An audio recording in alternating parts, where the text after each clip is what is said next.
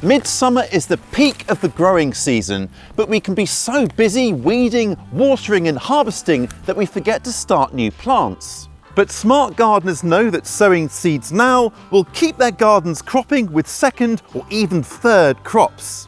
Today we'll be starting off vegetable garden favourites that will keep the harvests coming for months to come. I will be revealing my prime, tried and trusted selection, guaranteed to keep your crops coming for longer, and I'll be sharing everything you need to get them growing to perfection.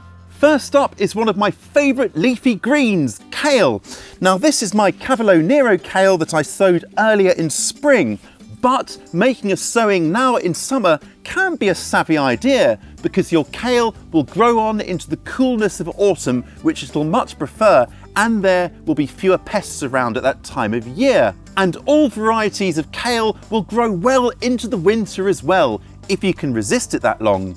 Now alas, there isn't much space in my bed, so I'm going to have to start my kale off in these plug trays here.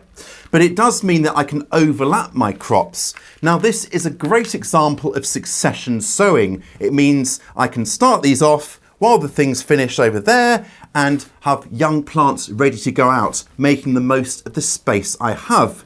And these guys are going to go where my potatoes are currently growing, not long now. And I'm sowing two types of kale today, a beautiful pink purple stemmed variety called Red Russian and a curly crinkled type of kale. Both of them will give lovely young leaves, perfect in salads, and then grow on to give adult leaves for cooking. And sowing couldn't be simpler. I've filled up my plug trays, I'm making little depressions with my fingertips here, and then into each little depression goes 2 seeds. Now if these both come up, I will just thin out the seedlings to leave the strongest in each plug. And now just cover the seeds over and then we'll give them a bit of a water and of course label to set them all on their way. If there still isn't room in the garden by the time these guys have filled their plugs, I can easily just pot them on into larger plugs or pots and then grow them on until there is space. And that should buy me an extra couple of weeks.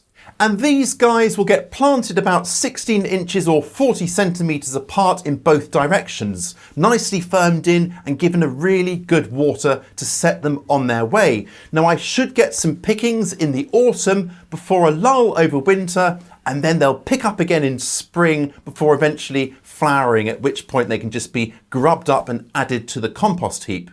These are the flowers of mustard, which are very closely related to kale.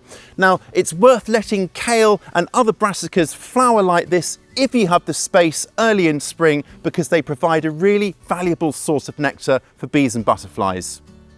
With summer in full swing, it's a final call for peas and beans. Leave it too late and the pods may not form in time before the first frosts signal game over. Now for me, early in the month, it's either bush or dwarf beans or a cheeky, just in the nick of time sowing of peas, which is what we're going to do now. Early in the season, there are always mice to contend with, which I swear are watching in the undergrowth, waiting to snaffle the seeds the moment my back is turned. But in summer, the soil's nice and warm and germination is really speedy, so these guys will be up before the mice have even noticed. Now, I really don't have much room here, just space for a couple of rows, but these really will give premium pickings that are well worth waiting for. And I'm sowing a fairly quick growing, shorter variety, which should give a harvest by early autumn. So I've got my rows about, well, just over a foot apart here. And because these don't grow too tall, that should be fine. And then I'm just going to space the seeds within the row here about 2 inches or 5 centimetres apart, and they're at a similar depth as well. The soil's really quite dry after the last crop, which has just come out, so I'm going to have to go in with a really good deep water here to stir them into life. As I said, these peas will only grow to a couple of feet or around 60 centimetres tall, but they'll still welcome some support, so I'm going to just push in these kind of pea sticks here, which are just kind of offcuts of hazel. Now, as peas grow, they're obviously a cool season crop and they like it nice and moist, so if it gets hot, you never know, then I will be sure to keep it well watered to keep them growing nice and strongly. And if the birds show any attention, then I might have to put in some sort of netting to keep them off. But all going well, I should have a harvest here within about 12 weeks. As we head into midsummer and beyond, there's a long list of luscious leaves we can be sowing. And for me, the absolute beauty of them all is endive. Now, if you're unfamiliar with endive, well, it's got slightly bitter tasting leaves in a good way, which are the perfect counterpoint to smoother, softer leaves like lettuce and spinach. Now, there are two types of endive. There's frisée, which is French for curly, and that has really finely dissected, intricate leaves. And then there are the flatter, fuller types called the escaroles, which is what we're going to be sowing today. Like so many salad leaves, endive is fast, with these guys ready to harvest from sowing within about 2 months. Now I'm just going to use my usual all-purpose potting mix here, and I'm just sieving the last bit here to give a nice smooth texture. There we are, firm it down a bit. And they're going into this pot here, and I'm just going to sow a little scant pinch over the surface, like that. Should do it. And then sieve a little more of our potting mix over the top. And then finish with the water. Once these seedlings are up, I will transfer them into plug trays, 1 seedling per plug, and then grow them on. And once they've filled those plugs, they will get planted out about 9 inches or 23 centimetres apart. Now I've chosen a slow to bolt variety, but if we do get a bit of a heat wave and it's very dry, well, they will of course need to be kept well watered to encourage those luscious leaves.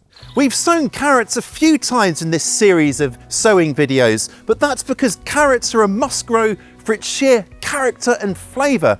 And by the way, if you want to catch up with all of these sowing videos, I'll put them in a playlist which I will link to below.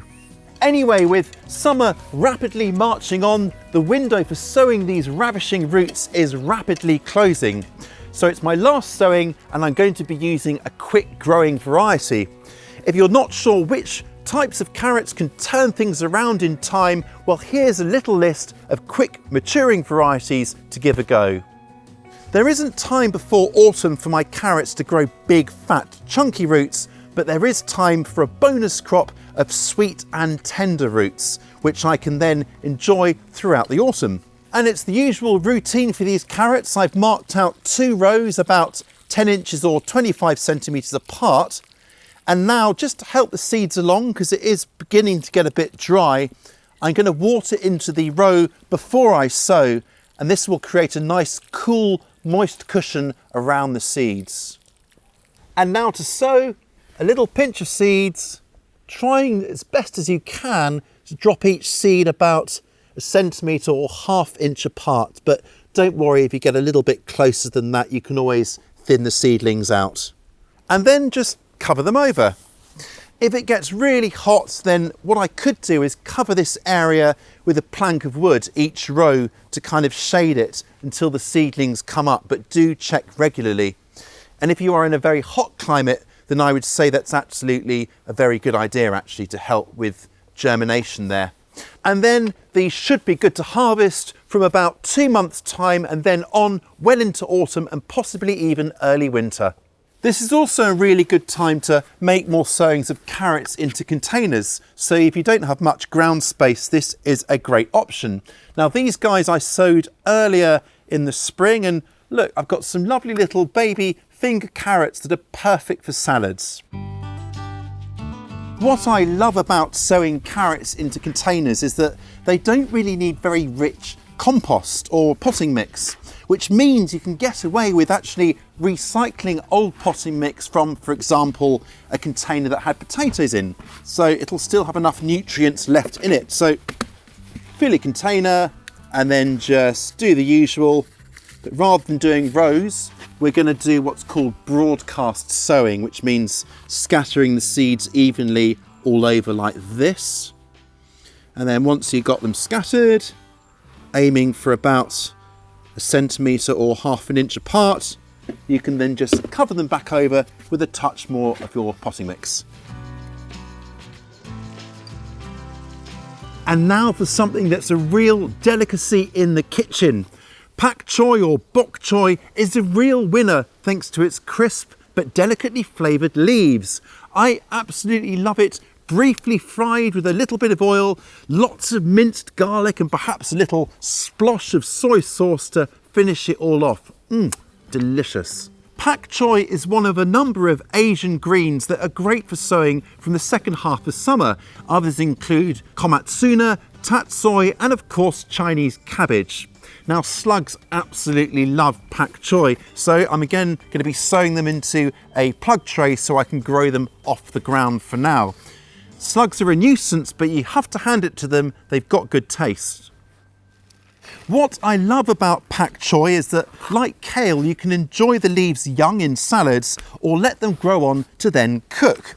And just like kale, there are a number of good varieties to choose from, including a purple tinged coloured leaf, which is what I'm sowing today. I've also gone for a variety that is slow to bolt or flower prematurely, which can be a risk at this time of year. And the variety I've chosen is an award winner. Some others for you here. So I'm just going to sow, again, like I did with the kale, 2 seeds into each plug here. And then if they both germinate, I will remove the weakest seedling to leave the strongest. Now, the big trick with these pak choy is to keep them well watered and cool. That's really important, especially at this time of year.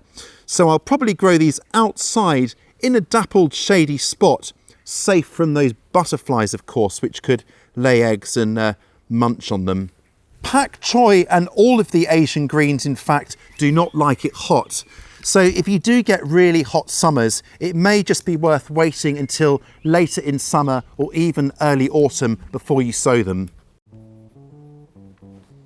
Once these seedlings are ready, I will plant them out about 8 inches or 20 centimetres apart, and of course watch out for those slugs with regular slug hunts and setting those traps.